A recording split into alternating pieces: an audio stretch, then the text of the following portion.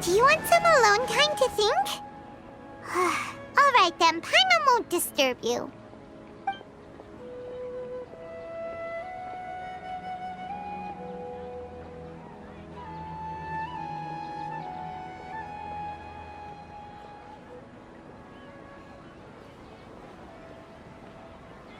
The dance of Sub-Zeros is about to begin. I'm going to go watch it. Okay. Why don't you go ahead, Dunyarzad? We still have some other stuff to do first. Okay then. See you later. Have you figured it out yet, Traveler? Time is ticking away! Awesome! What is it? Paimon wants to know! Oh, wait, no. Let's meet up with Nahida first. You can tell us both together. This time, we're gonna get to the truth!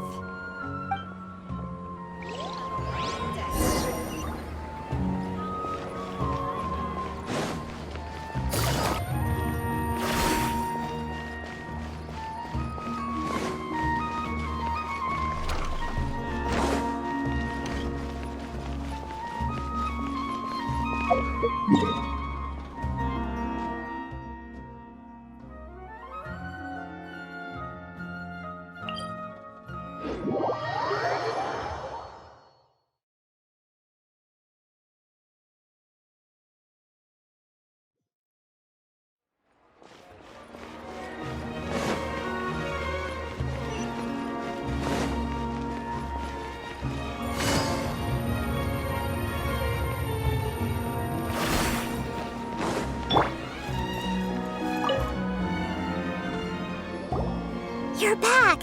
I've been waiting forever for you two. Judging by the looks on your faces, are you ready to take your Sub-Zero's exam and graduate from the festival? Okay, first off, have you discovered the hidden truth?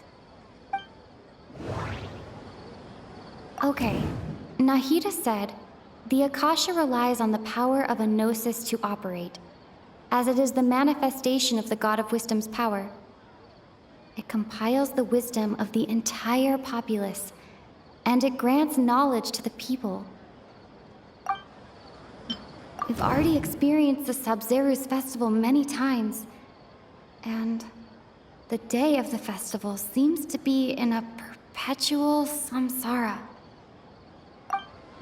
All the bizarre spaces I saw outside the city had one thing in common: a lack of human presence.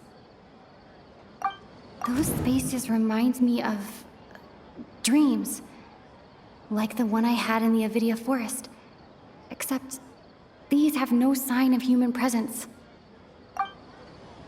The moon, illusions, and lies. What do they all mean? People in Sumeru don't dream. What?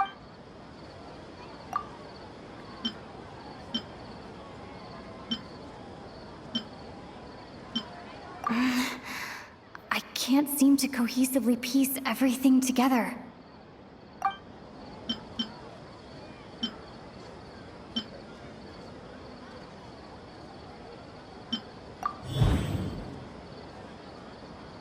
We are all in a dream.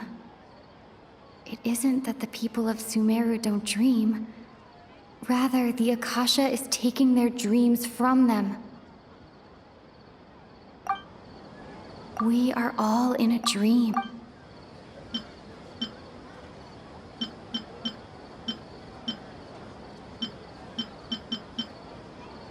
People in Sumeru think they don't dream, but the truth is the Akasha steals their dreams without them knowing it.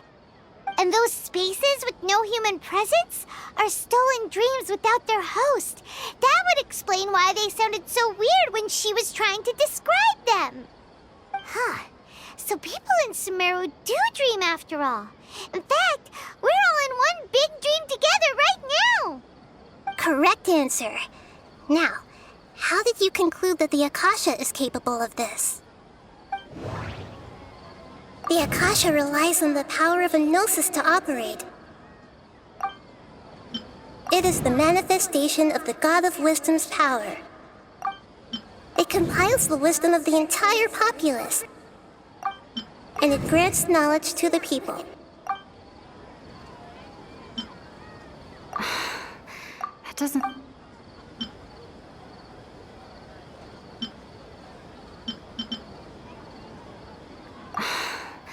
That doesn't...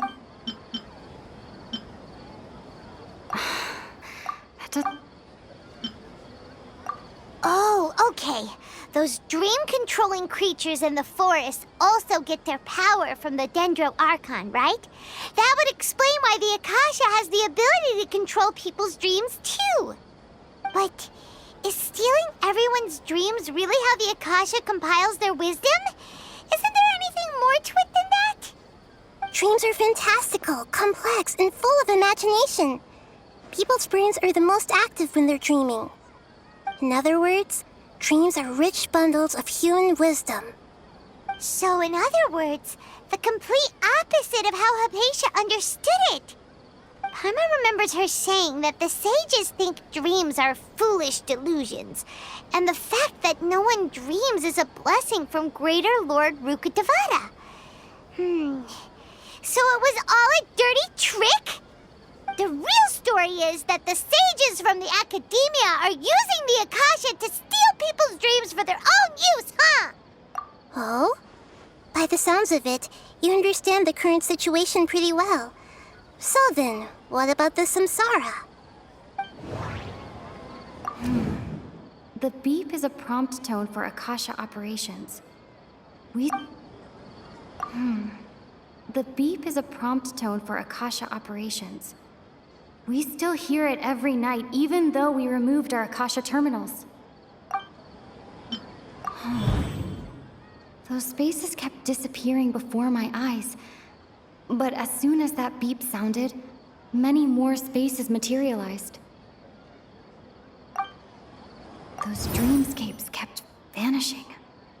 But as soon as that beep sounded, more new spaces appeared. Grand Sage said, "Go celebrate the birth of that god to your heart's content." Did he mean something more? My mind feels exhausted, even though I haven't done too much thinking. What is going on? We've already experienced the Sabzeruz festival many times, and the day of the festival seems to be in a perpetual samsara.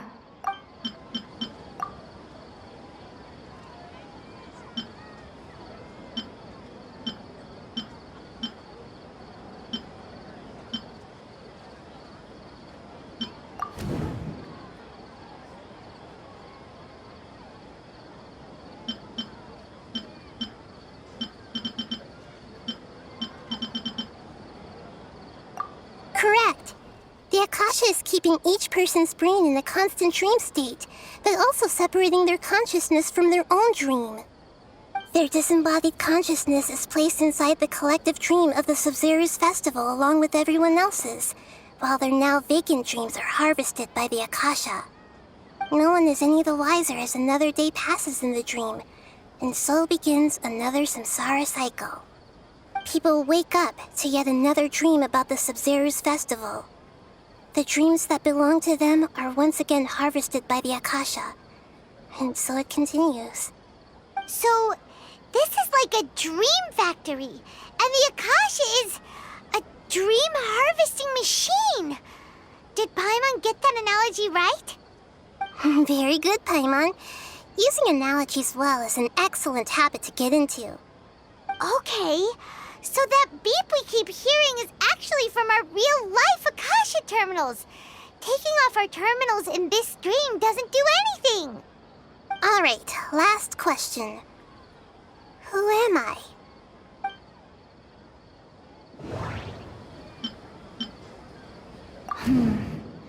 Now that I think about it, wasn't illusions hinting at the sage's deception of Sumeru's people?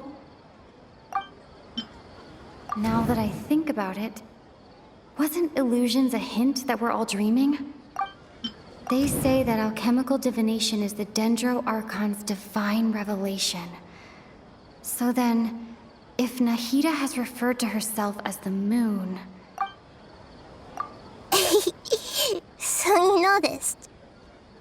I thought that one would be the hardest question. That's why I put it last. That wasn't hard at all. Even Paimon guessed that. Everything about you is different.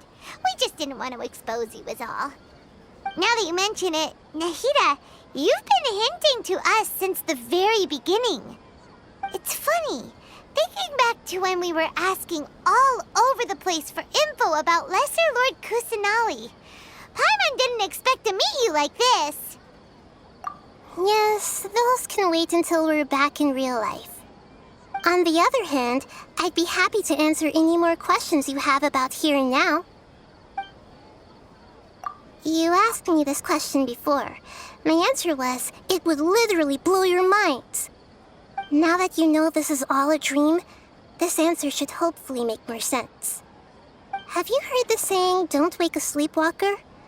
Likewise, if someone suddenly had told you all this instead of you learning it on your own, your notion of reality and dream would be thrown into irreversible confusion. I couldn't expose you to that kind of risk. That's why I could only give you very subtle hints and some suggestions. Long story short, I'm really sorry I had to keep you guessing.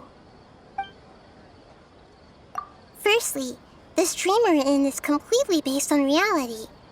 People have already experienced this Sub-Zero's festival, so it would be very difficult for them to find anything that strikes them as surreal. Secondly, you're probably wondering why people don't have any memories from earlier samsara, right? That's because people don't remember their dreams most of the time anyway. And in any case, their actual dreams are being taken away from them by the Akasha. So whenever they wake up in this dream of the Sub-Zero's festival, they don't remember anything from their previous identical dream. That reminds Paimon. Traveler had a dream when we were in the Avidia Forest, but couldn't see what it was about after waking up. Is that an example of what you mean? Yes. Only after receiving the blessing of Dendro can a person gain the Dendro element's dream-enhancing power. That explains the feelings of deja vu. Meanwhile, everyone else has no idea that they are in the Sub-Zero's Festival Samsara, while their dreams are stolen from them over and over again. Can humans really keep dreaming forever like this? Will it ever end? And if so, when? You might say your mental fatigue has already answered this question. Eventually, there's only so much that people can tolerate, especially those whose health is compromised to begin with, like Dunyarzad. This relentless exploitation takes an even harder toll on them. People's lives are at stake here, and nobody knows a thing! We've got to put a stop to this! I know, right? Why did they have to base this dream on my birthday? Could it really just be a coincidence? Even you don't know the reason? Wow, now that's strange. The Academia sages are determined to harvest lots of dreams in a short time, no matter the cost. They have to be up to no good. Unfortunately, I don't know anything about it. Traveler, do you have any information? Those spaces remind me of... dreams. Like the one I had in the Avidia Forest. Okay, Nahida said, the Akasha relies on the power of a gnosis to operate, as it is the manifestation of the God of Wisdom's power. It compiles the wisdom of the entire populace, and it grants knowledge to the people. Grand Sage said, go celebrate the birth of that god to your heart's content. Did he mean something more? Celebrate the birth of that god? Could it mean...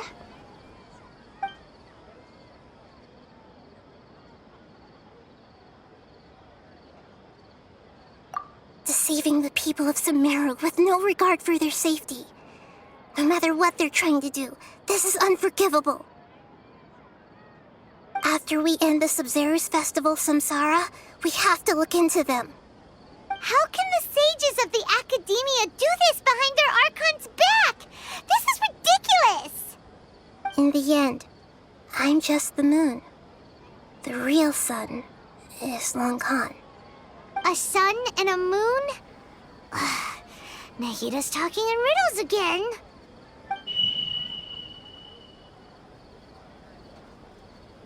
Oh, we're out of time today. I'll tell you how to break free of the samsara tomorrow. See you then.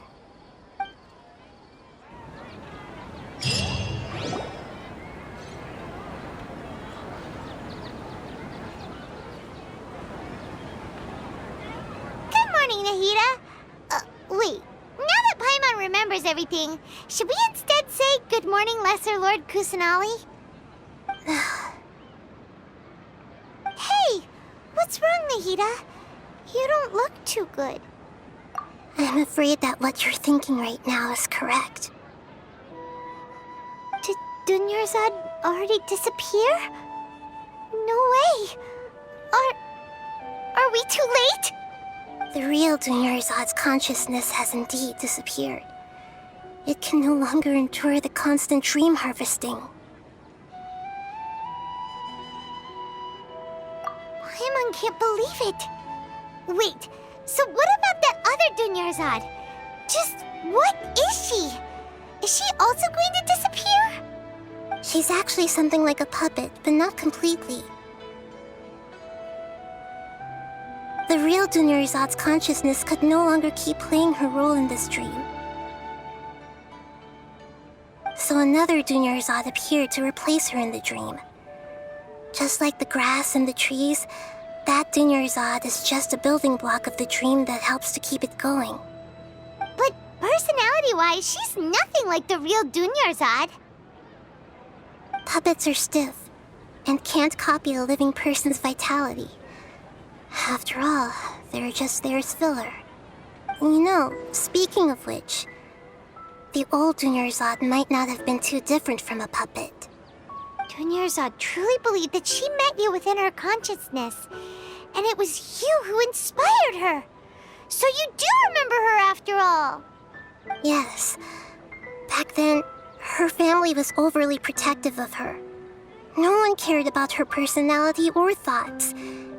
It was as if she only lived to stall her Elazar. I just gave her a little wisdom so she could look at life in a new way. So that she could be her own person. But even so, she's still... far from it. I'm still a long way off from being a real Archon. I couldn't even save her. If I were a competent Archon, I wouldn't have let my most faithful follower die at the Sub-Zero's festival with so many regrets. Please don't beat yourself up over it, Nahida. It's the sage's fault, and theirs alone. I'm not beating myself up. All I did was to rationally observe the distance between myself and a real Archon. Don't be like that, Nahida. Even real Archons are still allowed to be sad.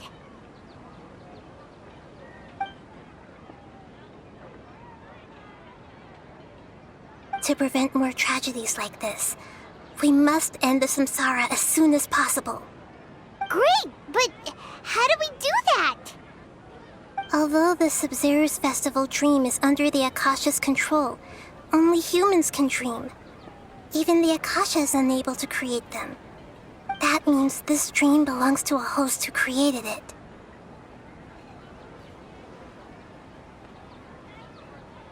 Huh? So, how should we find that person? Well, if this is someone's dream, then everything here must come from deep within their consciousness. Which means, with the power of imagination, they can change anything in this dream. Imagination? What do you mean by that? Imagination means breaking through what you perceive as normal. Like when a server at a tavern brings a plate to you, you'd naturally assume that food is on it. However, if you're the dream's host and you become aware that you're dreaming, when you imagine gold and more on the plate, the dream will respond in kind, and the server really will bring you gold and mora. But right now, our host is unaware that this is a dream. No matter how many times they're served, it will always be food. Find some way to make that person realize that they're dreaming. Usually, once that happens, the person will wake up and the dream samsara will be broken. How are we going to find them, though? If it could be anyone, it'd be like looking for a needle in a haystack. And even if we did find them, how are we supposed to make them realize they're dreaming? After all, like you said, don't wake a sleepwalker. It's extremely difficult, yes.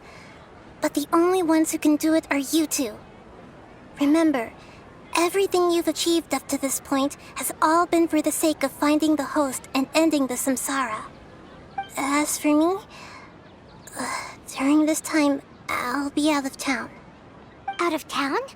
Are you going to that place full of dreams where the traveler went? Yes, I want to try something. There must still be a small wisp of possibility. Hurry and go. Dreams are supposed to be fantastical, romantic, and full of pleasant surprises. Unnecessary things like this samsara need to end. Paimon's still a little upset that we've come this far only for Dunyarzad to... She was such a good person, with such a simple wish. But yeah, saving Dunyarzad is what kept us going this whole time. But we mustn't lose hope, Traveler. Dunyarzad would definitely want to see us save everyone else. So let's break the samsara for her sake. Paimon's wondering, do you think the sages would get one of their own to be the host of this dream? Feels like it would be easier to control it that way, no?